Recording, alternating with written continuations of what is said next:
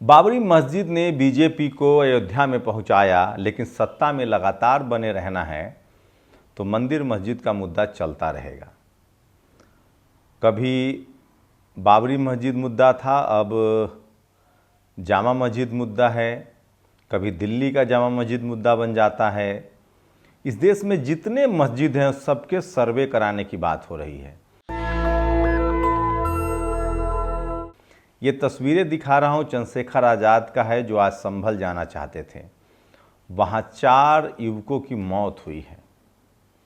सोचिए, लगातार हिंदू मुस्लिम के मामले में गरीब बच्चे मारे जा रहे हैं, चाहे वो मिश्रा हो, चाहे वो गुप्ता हो, चाहे अब ये 4 मुस्लिम युवा हों। संभल में गोली लगने से 4 युवाओं की मौत हुई है। इन चारों के परिवार वालों से चंद्रशेखर आज़ाद मिलने जाना चाह रहे थे, प्रशासन ने रोक दिया है। तो ये तो नाकामी है विपक्षी दलों का। सवाल है कि जो दल मुस्लिम समाज का वोट ले रहे हैं उनको कम से कम जाना चाहिए। लेकिन एक दूसरा बड़ा सवाल है कि आखिर हिंदू मुस्लिम के नाम पर जो राजनीति होगी उससे मुस्लिम समाज को कैसे टेकल करना होगा, कैसे उससे निजात पाना होगा। परिस्थितियां उनके लिए खराब है। पोलराइजेशन किया जा रहा है। दिलीप मंडल जैसे लोग अब बीजेपी के पाले में हैं, जो ऐतिहासिक रूप से जो मुगलों के दौर में जो गलतियां हुई हैं वो उसको लिख रहे हैं, बोल रहे हैं। ये वही दिलीप मंडल हैं जब तक बहुजन दलों के पक्ष में लिख रहे थे तब जातिवाद और मनुवाद की जो ऐतिहासिक गलतियां थी उसको लिख रहे थे। एक बात तो तय है कि इस देश में जातिवाद मनुवाद के खिलाफ आप बोल सकते हैं, क्योंकि उनकी ऐतिहासिक गलतियां हैं, अमानवीयता की है। इस देश में कांग्रेस के 60 साल के लंबे पाप हैं, उसको भी लिखना पड़ेगा, और मुगलिया दौर की भी गलतियां हुई हैं। तो इन सबका जो कॉकटेल बनाकर दिलीप मंडल परोस रहे हैं, क्या इसके लिए विपक्षी दलों के पास कोई काट है? अखिलेश यादव ने कहा है कि संभल का पूरा मामला इसलिए उठाया गया क्योंकि जिस तरह से बाईपोल चुनाव में उत्तर प्रदेश में जो उपचुनाव हुए थे उसमें जिस तरह से पुलिस का इस्तेमाल हुआ उन सबको छुपाना था, ईवीएम की गड़बड़ी को छुपाना था, और इसलिए संभल किया गया। संभल के मामले में बता दूं कि तमाम मस्जिदों के सर्वे करवाए जा रहे हैं। एक शख्स है जो लखनऊ में बैठा है, उसने करीब 100 से ज़्यादा मस्जिदों के सर्वे के पिटीशन जो है वो कोर्ट में डालता है। एक इंडिया टीवी की रिपोर्ट की माने, खुद रजत शर्मा की रिपोर्ट की माने तो संभल मामले में कोर्ट ने मुस्लिम पक्ष को न सुना, न उनको मौका दिया गया, न कोई नोटिस जारी किया गया। वो याचिका आई, उस पर 2 घंटे में फैसला हो गया और सर्वे भी हो गया, जिसके बाद ये विवाद बढ़ा। इसी को लेकर अनिल कुमार लिखते हैं, जो पेशे से पत्रकार हैं, कि अगर सर्वे ही होना है तो सारे मंदिरों का भी सर्वे हो, पता नहीं कहाँ कहाँ से बुद्ध विहार निकल जाए, बुद्ध की मूर्तियाँ निकल जाए। तो हालात खराब हैं। मुस्लिम समाज के साथ अभी कोई खड़ा नहीं है, सत्ता उनके खिलाफ है। सवाल है कि वो कैसे बचेंगे। ओवैसी का जो स्टाइल है, क्या उससे वो बच जाएंगे? अगर ओवैसी को पूरा मुस्लिम समाज भी वोट देता है तो जो पॉलिटिकल पैटर्न है इस देश में, जो सच्चाई है, उससे आपको रूबरू होना पड़ेगा, अवगत होना पड़ेगा। अगर आप पूरा का पूरा वोट ओवैसी को देते हैं तो भी ओवैसी संसद और विधानसभा में नहीं पहुंच पाएंगे। सिर्फ मुस्लिम वोटों से तो आप चुनाव नहीं जीत सकते हैं। ये एक बड़ा फैक्टर है। दूसरा, इस देश का कास्ट स्ट्रक्चर इस तरह का है कि मुस्लिम समाज के दलों को SC ST OBC के लोग वोट नहीं करते हैं। जनरल तो दूर की बात है, कहते हैं कि चलो ये तो मुस्लिम की पार्टी है। उसी तरह से SC दलों को भी वोट नहीं करता है OBC और जनरल, कहता है ये SC समाज SC की पार्टी है। OBC के दलों को भी जनरल वोट नहीं करता है, कहता है ये पिछड़ों की पार्टी है।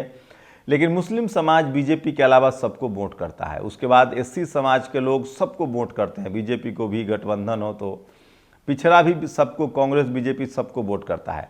लेकिन जनरल कैटेगरी के लोग विचारधारा के नाम पर अभी सिर्फ और सिर्फ बीजेपी को वोट करते हैं। ऐसे में मुस्लिम समाज को किसी भी कीमत पर बीजेपी को सत्ता से बाहर करना पड़ेगा, क्योंकि अगर बीजेपी लगातार सत्ता में रहेगी तो उसके पास पोलराइजेशन के अलावा कोई एजेंडा नहीं है, स्कूल अस्पताल का एजेंडा नहीं है। और इन सब मुद्दों को उठाने वाले जो लोग थे वो भी अब उनके पाले में चले गए। लगातार बीजेपी की कोशिश है कि जो बैकवर्ड समाज के नेता हैं, जो दलित समाज के नेता हैं, एससी समाज के नेता हैं, उनको भी अपने पाले में ले आया जाए। खासकर उनको जो अम्बेडकराइट नहीं है, लेकिन जो अम्बेडकराइट नेता हैं वो लगातार मुस्लिम समाज के साथ बने हुए हैं। तो सीएनआरसी में जिस तरह से मुस्लिम समाज ने संविधान को हाथ में उठाया था, अगर इन तमाम मुद्दों पर भी वो अपने हाथ में संविधान को लेते हैं और संवैधानिक रास्ते पर आगे बढ़ते हैं और ख़ासकर वर्शिप एक्ट की मांग करते हैं, तो उनके लिए ज़्यादा फायदेमंद होगा। और पॉलिटिकली उनको एससी एसटी ओबीसी के साथ पॉलिटिकल अलायंस में तो जाना पड़ेगा। ये सबको पता है कि ओवैसी को जितना ज़्यादा वोट मिलेगा मुस्लिम समाज का, बीजेपी उतने और मजबूती से सत्ता में बनी रहेगी। खासकर यूपी में एससी समाज ने भी बीएसपी से किनारा किया, उनको किसी कीमत पर बीजेपी को हटाना था।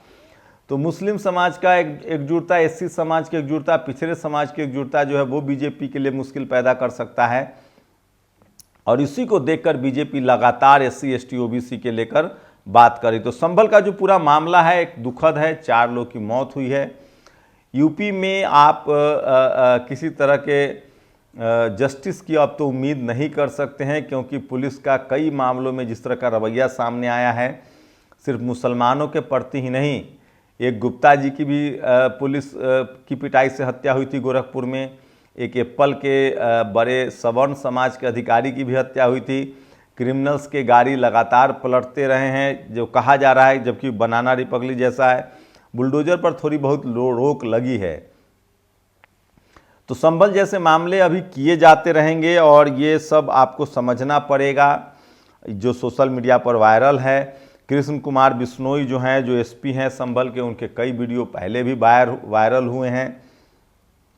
तो ये सच है कि संभल में मुस्लिम समाज को बहुत ही पॉलिटिकल और सोशली एकजुटता दिखानी पड़ेगी। उनके पास अब एक ही तरीका है कि वो अपने हाथ में संविधान लें। संविधान ही रक्षा कर सकता है इस देश में। जिस तरह से सबसे ज़्यादा हाशिए पर जिस समाज को धकेला गया, जिनके साथ जातिवाद मनुवाद हुआ, मुगलिया दौर हो, अंग्रेज़ों का दौर हो, और आज तक एससी समाज के साथ जिस तरह का दुर्व्यवहार हुआ, जिनके साथ ऐतिहासिक रूप से अन्याय हुआ, लेकिन उन्होंने संविधान को अपनाया, बाबा साहब के रास्ते पर चले, फूले पेरियार अम्बेडकर के रास्ते पर चले, और आज वो सामाजिक रूप से अब इस देश में एग्जिस्ट करते हैं। पिछड़े समाज के भी जो संवैधानिक अधिकार हैं वो तभी मिलेंगे जब उनके हाथ में बाबा साहब की तस्वीर होगी। और मुस्लिम समाज को भी एकजुटता को बनाए रखना पड़ेगा और हर हाथ में बाबा साहब के संविधान की कॉपी लेकर अगर वो अपने संवैधानिक अधिकारों के लिए लड़ेंगे तभी जाकर न्याय मिल सकता है। नहीं तो जो भी आपको मुस्लिम समाज के वो तमाम नेता जो आपको भड़का रहे हैं, जो आपको हुड़दंग में शामिल कर रहे हैं, चाहे वो समाजवादी पार्टी का जो सांसद थे जिन पर एफआईआर दर्ज हुआ है, उनकी भाषा बिल्कुल भड़काऊ थी, ये फैक्ट है। उस तरह की भाषा से आप नहीं जीत सकते हैं, क्योंकि जो सिस्टम में बैठे हैं, जो चपरासी से लेकर चीफ जस्टिस तक जो लोग बैठे हुए हैं, जो सत्ता में लोग बैठे हुए हैं, वो एससी की नहीं सुनते हैं, ओबीसी की नहीं है, एससी भी नहीं है, ओबीसी भी नहीं है, वो किसान समाज से भी नहीं है।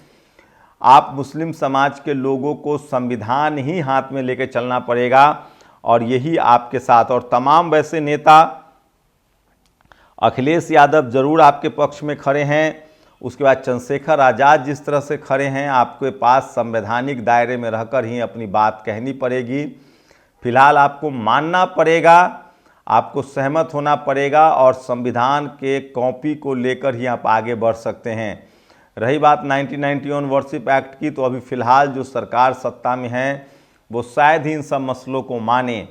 वो अभी उसका एजेंडा है, वो आपको इसी तरह से पोलराइज करने के लिए, हिंदू पोलराइजेशन के लिए मुसलमानों को निशाना बनाया जाएगा। रही बात वक्फ बोर्ड की, तो वक्फ बोर्ड को लेकर भी बीजेपी कोई बड़ा फैसला ले सकती है। एएमयू जामिया पर जितने प्रोग्रेसिव मुस्लिम समाज के लोग हैं, खासकर मैं ओबीसी मुस्लिम से रिक्वेस्ट कर रहा हूं, जो पसमानदा समाज के हैं, जो ओबीसी मुस्लिम हैं, चाहे जो जनरल कैटेगरी के मुस्लिम हैं, आप सब लोगों को बड़ा दिल दिखाना पड़ेगा। आप आइए और एससी एसटी ओबीसी को अपने गले से लगाइए।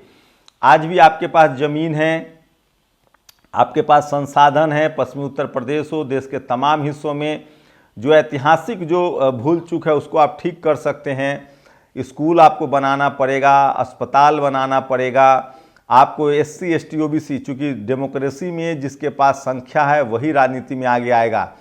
जिस तरह से बीजेपी जो सवर्ण समाज के जो लोग हैं, जिस तरह से SC ST OBC के साथ वो घुलने मिलने की कोशिश कर रहे हैं, उनके लोगों को पॉलिटिकल रिप्रेजेंटेशन दे रहे हैं। हम लोग जानते हैं ऐतिहासिक रूप से वो कभी रिजर्वेशन के पक्ष में नहीं रहे हैं, मुस्लिम समाज ने कभी रिजर्वेशन के खिलाफ नहीं बोला है, ये बात है। लेकिन कुछ चीज़ें हैं जिस पर आपको वो दरकिनार कर रहे हैं।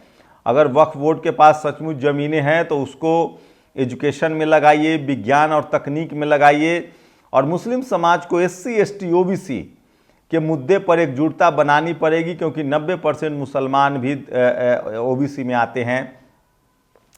मैं फिर 90% मुसलमानों को कह रहा हूँ, आपके लिए ज़रूरी मुद्दे जो हैं वो पढ़ाई लिखाई, स्कूल, अस्पताल, दवाई है। जो 10% सवर्ण हिंदू हैं, और जो 10% सवर्ण मुसलमान हैं, वो धार्मिक एजेंडा को चलाते हैं और उसमें बहुसंख्यक हिंदू और बहुसंख्यक मुस्लिम समाज को पीसना पड़ता है। इस देश के बहुसंख्यक मुस्लिम समाज हो या बहुसंख्यक हिंदू समाज हो, उसके लिए स्कूल, अस्पताल, पढ़ाई लिखाई जरूरी है, क्योंकि उनके पास न ज़मीनें हैं, न बिजनेस है, न शहर पर कब्जा है। हो सकता है बात आपको तकलीफ दे, अच्छा न लगे, लेकिन सच्चाई यही है। और ख़ासकर अगर सवर्ण मुस्लिम समाज अपने समाज का भला चाहते हैं, मुस्लिम समाज का ही भला चाहते हैं, तो वक्फ बोर्ड के ज़मीनों को लेकर उनको डाइवर्स होना पड़ेगा, उसमें इंस्टीट्यूशन खड़े करने पड़ेंगे, ज्ञान विज्ञान, पढ़ाई लिखाई, स्कूल, अस्पताल खड़ा करना पड़ेगा। साथ ही आपको SC ST OBC, किसान, अल्पसंख्यकों को लेकर चलना पड़ेगा। और अगर आप ऐसा नहीं कर पाते हैं तो आप फिलहाल पोलराइजेशन को नहीं रोक पाएंगे। यही रास्ता है, AMU हो, जामिया हो, जो कॉन्स्टिट्यूशनल प्रावधान है, जो रिजर्वेशन का प्रावधान है, उसको मानिए। जो वक्फ बोर्ड की ज़मीनें हैं, सरकार को मौका मिल गया है, वो इसी के नाम पर इस तरह की खबरें भी फैलाई जा रही है कि वक्फ बोर्ड की जो ज़मीनें हैं वो शोषित वंचित समाज को बांटा जाएगा, दिया जाएगा। तो इस तरह के तमाम अफवाह फैलाया जा रहा है। इस समय देश, हम सब भारतीय हैं। मैं फिर कह रहा हूं कि हम सब पहले भारतीय हैं और अंत में भारतीय हैं। धर्म हमारा संवैधानिक अधिकार है। आप किसी भी धर्म को मानते हो, अगर संविधान रहेगा तभी आपका धर्म बचेगा।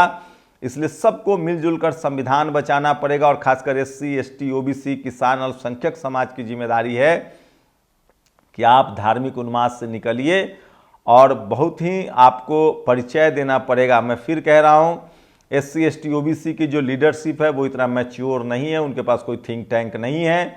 बीजेपी ने कुछ ऐसे लोगों को हायर किया है, दिलीप मंडल जैसे लोगों को, जिनको ऐतिहासिक तथ्यों को तोड़ने मरोड़ने के साथ परोसने की भी कला में माहिर हैं। वो तथ्य ला रहे हैं, जो मुगलिया दौर में जो गलतियां हुई हैं उसको वो सामने ला रहे हैं, और जो SC ST OBC के इंटेलेक्चुअल हैं वो भी उसके प्रभाव में आ रहे हैं। मैं फिर कह रहा हूं, आज़ादी से पहले क्या हुआ उन सबको भूलकर आज़ादी के बाद जो फिलहाल संविधान है उसको इम्प्लीमेंट करना पड़ेगा। और मैं फिर कह रहा हूं, चाहे वो अशरफ मुसलमान हो या सवर्ण हिंदू हो, उन दोनों को इससे परहेज है। वो दोनों संविधान को बिल्कुल फॉलो नहीं करना चाहते हैं।